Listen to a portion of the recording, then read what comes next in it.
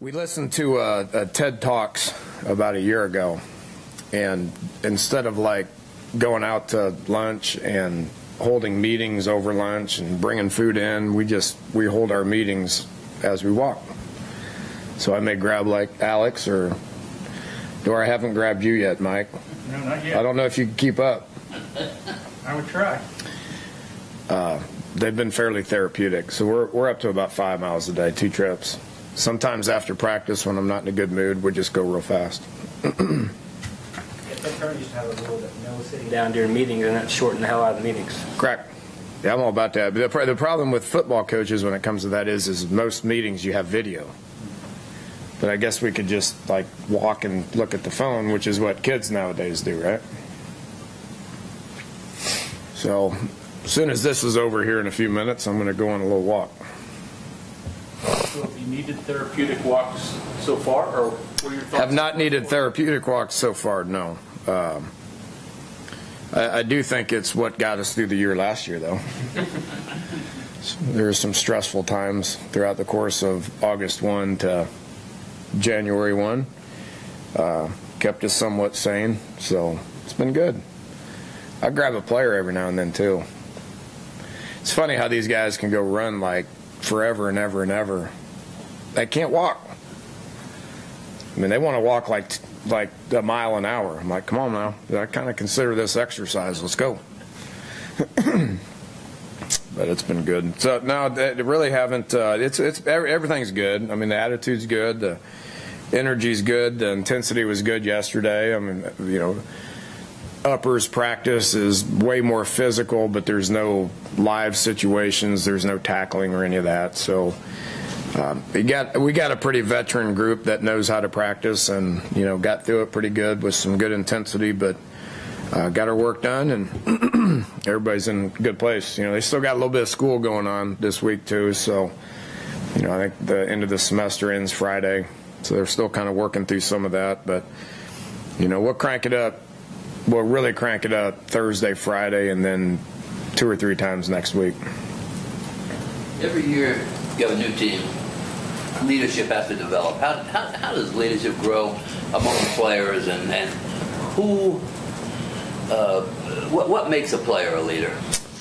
Being here for a long time and understanding how the program works, understanding how the just everything. I mean, that the Mountaineer football that sings in the back, the last one's the Mountaineer mentality, understanding what it means to be a Mountaineer, understanding what it means to the state is important.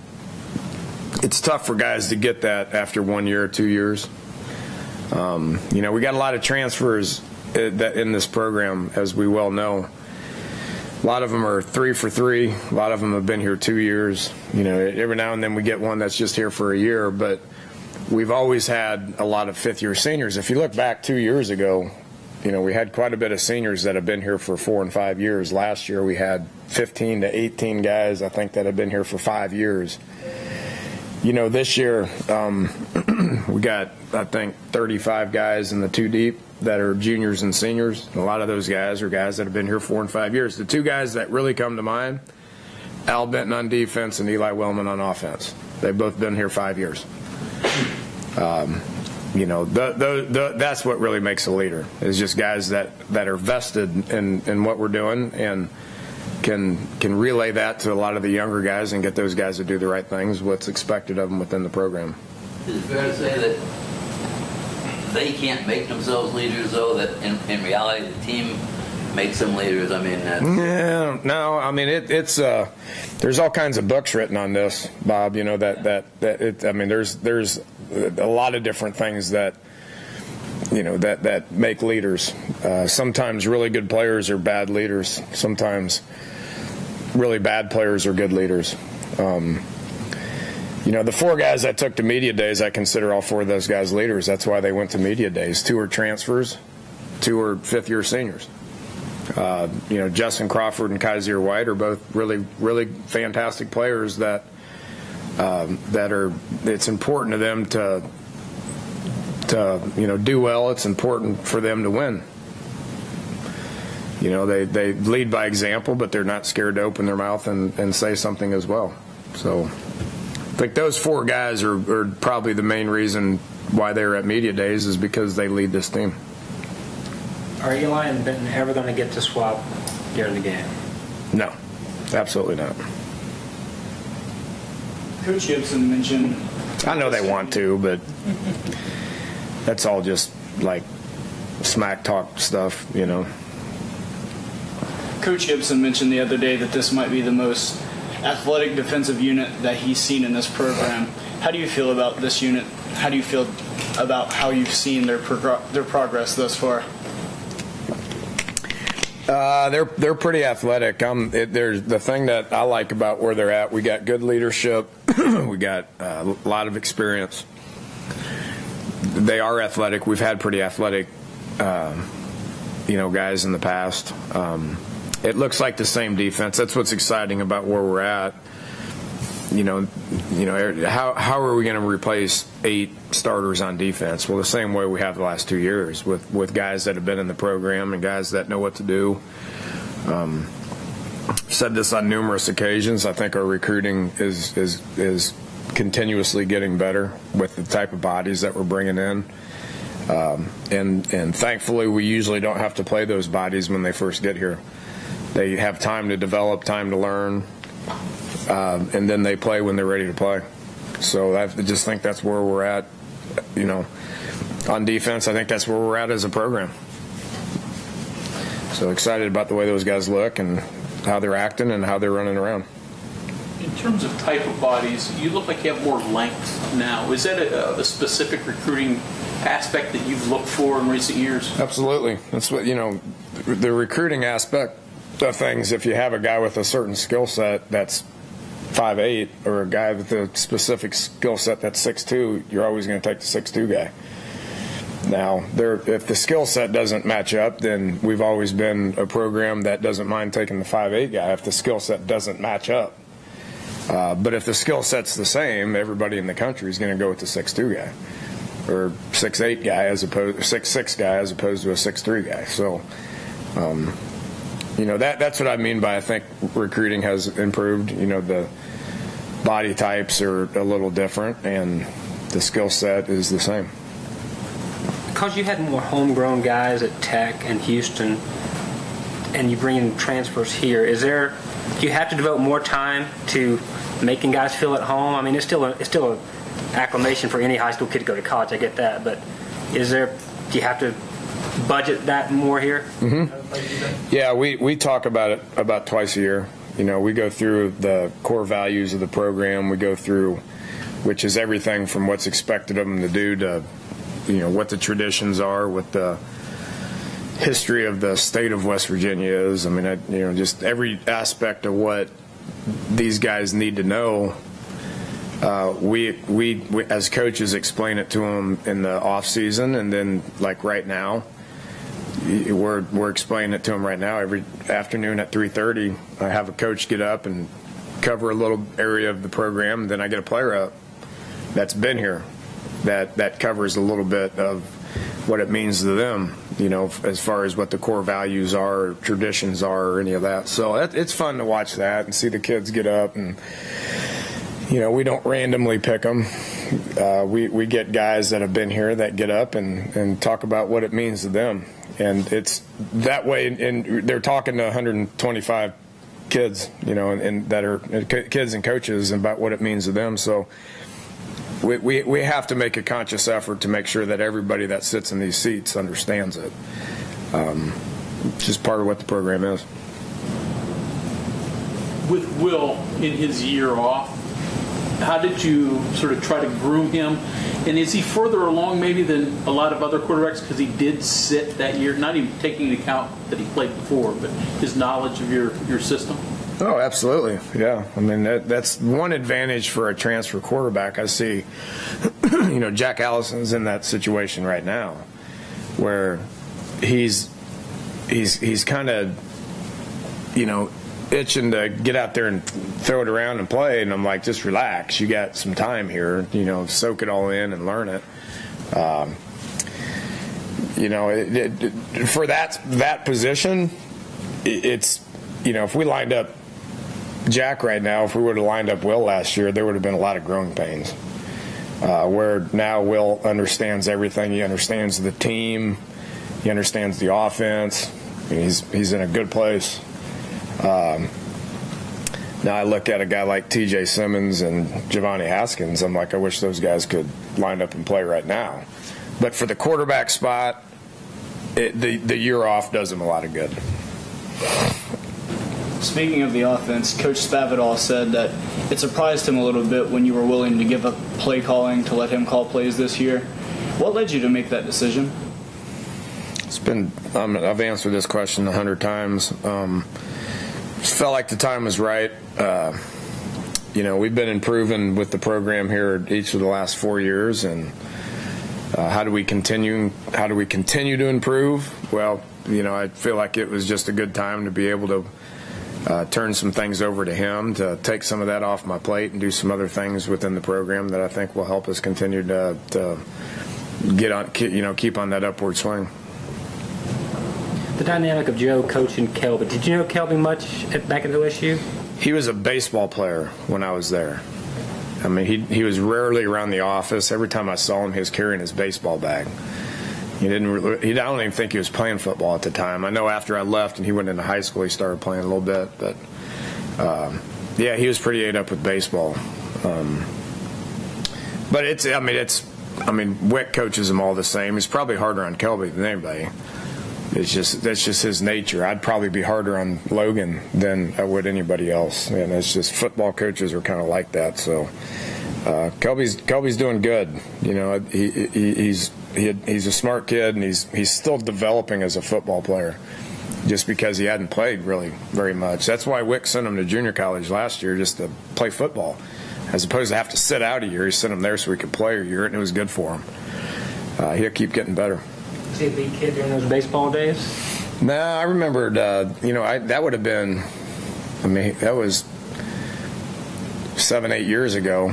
So he was a 14-year-old kid, 14-year-old pudgy little baseball kid. That's all I remember. I wasn't there very long.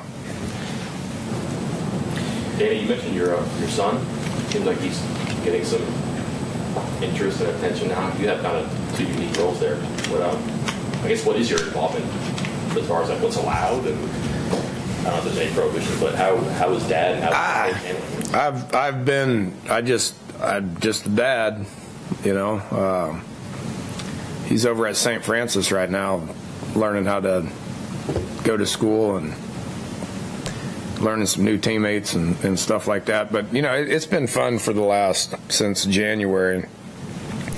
I've took him to 7 or 8, 9 camps and hang out there with the moms and dads and sit there and talk to them about where they're from and all that. So fairly strategic on who they are, but it's been good watching him develop. I never pushed him into football. He didn't start playing until he was in 9th grade. I don't think football needs to be played until you're in 9th grade. That's my personal opinion with kids growing up. A number of different reasons. It's probably not the time and the place for that. But he started when he was in 9th grade, and I thought he did okay, and never pushed him into it, and he liked it and was around the office, and he's pretty motivated. So he's done well at camps. I guess some people like him, so that's good. Some of your older guys have mentioned that they felt that the raw talent in specific areas may be better than any time they've been here. Do you see that? Yeah. That doesn't always equate into wins. I do think we have top-end talent, and I made reference to this when I was out there. Some of y'all caught it. Mike Joseph has he calculates numbers. Height, weight, speed, strength, quickness, just a lot of that stuff. Obviously Tavon Austin was tested elite. Bruce Irvin tested elite. Mark Glowinski tested elite. Kevin White tested elite. There's some guys that tested elite that couldn't play a lick. But we got way more in the program now than we ever have. Usually we're sitting at around 4 or 5. I mean, we're 2, 3, 4 times that right now. So, it goes back to that recruiting thing, but, it's not always about the bodies. Coach Joseph puts it on the bodies. I'll put half of it on him. I think he trains them as good as anybody in the country. I think our setup right now is really good. Just the facility downstairs, the support with the administration as far as what we're putting into their bodies is really good. Hopefully it equates into wins. Do you feel what you've got all the answers you need for the things that are going to come up, particularly offensively? Mm-hmm. Yeah, I do. And we gotta log the reps, and we gotta keep moving forward, and we gotta improve, and a lot of things that go into wins. It's not just bodies or any of that. I mean, we gotta log the reps. We gotta continue to improve on offense, defense, all the areas and special teams. We gotta stay healthy. We gotta ball's got to bounce our way. A lot of things that got to happen, but we're off to a good start. All the guys that were injured last year, where are they now? Are you a little confident with any of them? Everybody's good. I hate that injury question. I'll comment on guys that are hurt, that are really injured. I won't comment on guys that are hurt. I will comment on guys that are out. We're in good shape. Any of those redshirt freshmen, I know you mentioned Ferns and Tonkery, are there any other guys that have really impressed you, just what they've done physically? You just defensively? Or offensively? I know it's one day in pay. Ferns has looked good. I've been really impressed with Ferns. I hate singling guys out after one day. Jake Long looks good to me. Dylan Tonkery looks good to me. I consider Petaway, that same guy. I mean, he played in one game, unfortunately.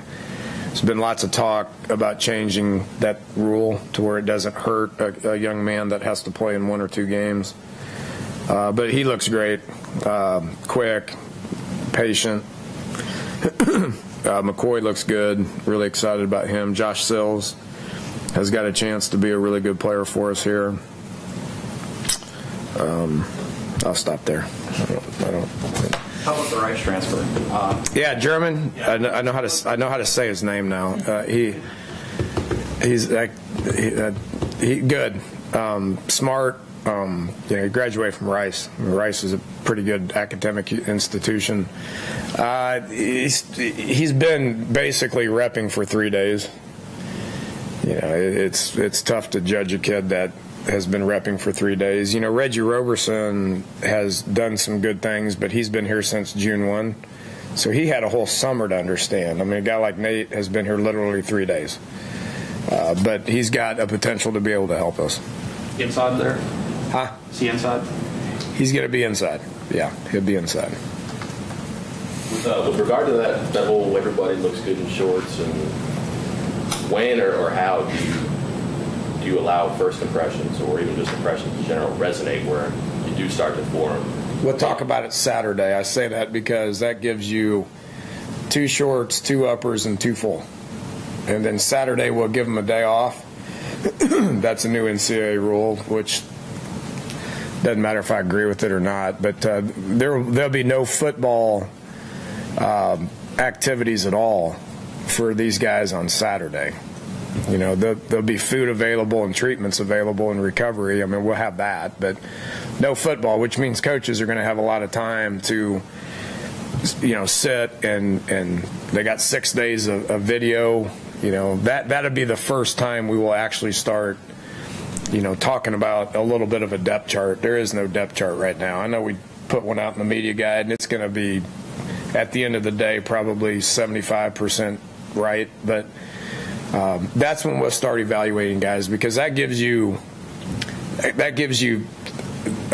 2 of every way you can practice, and the 2 full is the 2 that we can actually line up and move the ball and tackle and all that good stuff. So that'll be the first day we kind of start saying, okay, I think that guy's got a chance to really help us, or that guy really doesn't.